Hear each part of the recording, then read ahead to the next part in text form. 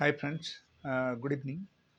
Actually ఈరోజు కొన్ని విషయాలు మీకు చెప్తాను.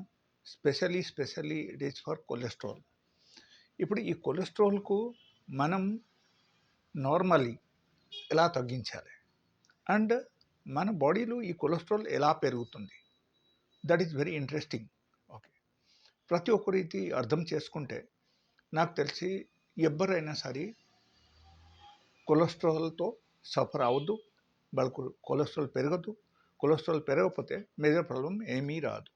Okay, like paralysis, heart attack, okay, లేకపోతే పేస్ మేకర్ పెట్టడం, లేకపోతే మనకు నార్మల్గా ఈ లైక్ స్టంట్ వేయడం, ఇది ఏం జరగదు అన్నమాట.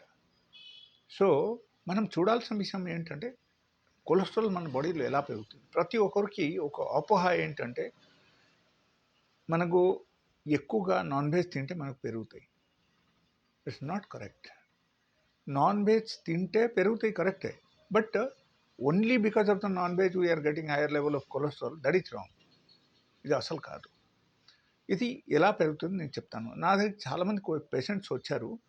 యాక్చువల్లీ వాళ్ళకు ఎట్లా ఉందంటే they are pure vegetarian, they never eat non veg, they never eat eggs, nothing, but still వాళ్ళకు కొలెస్ట్రాల్ బాగా హైయర్ లెవెల్లో ఉంది. అది ఎలా? ఇక్కడ అది విషయం మనం డిస్కస్ చేద్దాం. యాక్చువల్లీ అది ఎలా పెరుగుతుందంటే ఎప్పుడైనా సరే మనం జంక్ ఫుడ్ తీసుకుంటున్నాం, లేకపోతే మనము ఎప్పుడైనా సరే refined food, maybe refined carbohydrates ఎప్పుడైనా సరే మనం తీసుకుంటున్నాము, లేకపోతే refined rice, refined oil, all these items. And apart from that, okay, cholesterol నుంచి మనకు నాన్ వెజ్ నుంచి కూడా కొంచెం వస్తున్నాయి, నేను కాదన్నట్లేదు, బట్ ఇది మెయిన్ సోర్స్ యాక్చువల్లీ. సో ఏమవుతుందంటే ఎప్పుడైనా సరే మనకు ఈ కొలెస్ట్రాల్ లెవెల్ ఈ కార్బోహైడ్రేట్ ద్వారా వస్తుంది, కాబట్టి మనం ఏం చేయాలంటే ఈ కార్బోహైడ్రేట్ ఇంటేక్ మనం తగ్గించాలి. హై కార్బోహైడ్రేట్ మనం తగ్గించాలి. మోడరేట్ లెవెల్లో మీరు తీసుకుంటే పర్వాలేదు. ఎప్పుడైనా హై కార్బ్ డయట్ మీరు తీసుకుంటే, హై రిఫైన్డ్ ఫుడ్ మీరు తీసుకుంటే ఖచ్చితంగా మీకు పెరగడం అవకాశం ఉంది. ఓకే, సో నా ఉద్దేశం ఏంటంటే ఎక్కడ మనం తగ్గించాల్సింది ఏంటంటే రిఫైన్డ్ రైస్, నార్మల్ రైస్ మనం తగ్గించాలి. ప్రాసెస్ ఫుడ్ ఒక 50% తీసుకోండి, and 50% you take fruits and raw vegetables. Okay, for daily basis definitely you will get your reduction of the cholesterol. That is one. The second thing, ఎప్పుడైనా సరే మనకు over food అయితే, లేకపోతే normal food కొంచెం టేస్టీగా ఉంది అని మనం కొంచెం ఎక్కువ తినేస్తున్నాం, ఆ టైప్ ఏమైనా జరిగిందంటే ఈవెన్ దాని ద్వారా కూడా ఎక్సెసివ్ లెవెల్ ఆఫ్ ట్రైగ్లిసరైడ్ మన బాడీలో పెరగడం స్టార్ట్ అయిపోతాయి. బికాజ్ బాడీ ఏం చేస్తాయంటే మనకు లివర్ ఈ టైపు ఈ ఎక్స్ట్రా హై కార్బోహైడ్రేట్ డయట్ ఏదైతే ఉంది అది టోటల్గా మనకు కన్వర్ట్ చేసేస్తాయి triglyceride. Okay, so that is one of the major part of the life అని మనం అనుకోవాలి. మనం అప్పుడు ఏం చేయాలంటే ఇది తగ్గించాలి, ప్రాసెస్ ఫుడ్ ఎక్కువగా తగ్గించాలి, అండ్ ఫ్రూట్స్ అండ్ రా వెజిటేబుల్ మనం యాడ్ చేయాలి. సో 50% తీసుకున్నా కూడా ఓకే.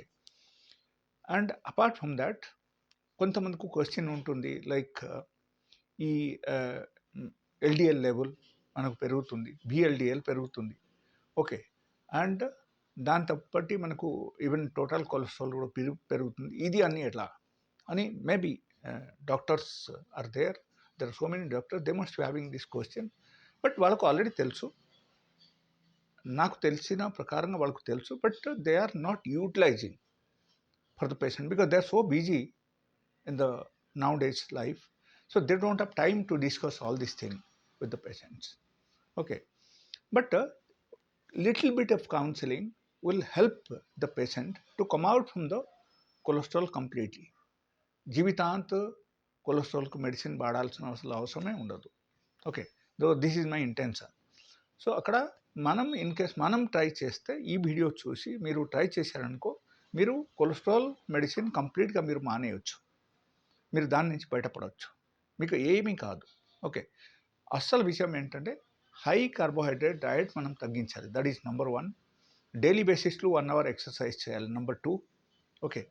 నంబర్ 3, ఓవర్ ఫుడ్ ఎప్పుడు తీసుకోకూడదు.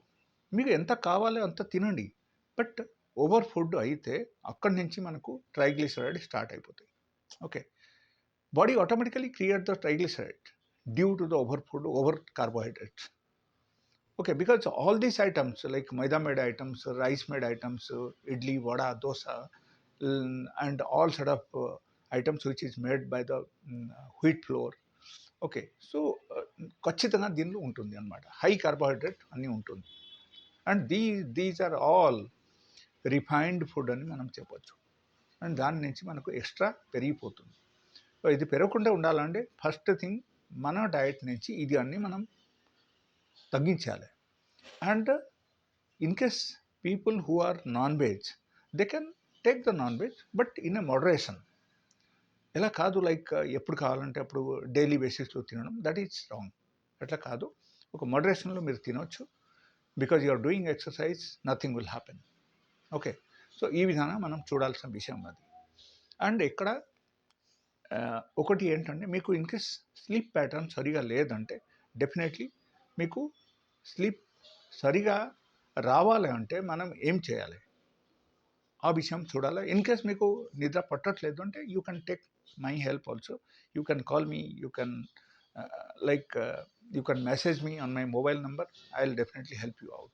So thank you for watching this kind of videos and gaining the knowledge about the cholesterol and different types of problems. It is very much helpful for the normal public in the normal society.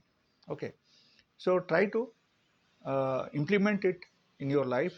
మీ లైఫ్లో మీరు ఇది implement చేస్తేనే మీకు తెలుస్తుంది cholesterol ఎంత పెరుగుతుంది, ఎంత తగ్గుతుంది. అన్లెస్ అంటిల్ మీరు ఇది చేయకపోతే మీకు తెలియదు. ఓకే. సో చేయండి, చేసి నాకు కామెంట్ బాక్స్లో రాయండి. ఇది అద్భుతమైన చిట్కా ఇది. ఓకే. సో ఫైనలీ మీరు డైలీ బేసిస్లో ఫ్రూట్ జ్యూస్ తాగండి, లేకపోతే మీరు వెజిటబుల్ జ్యూస్ తాగండి.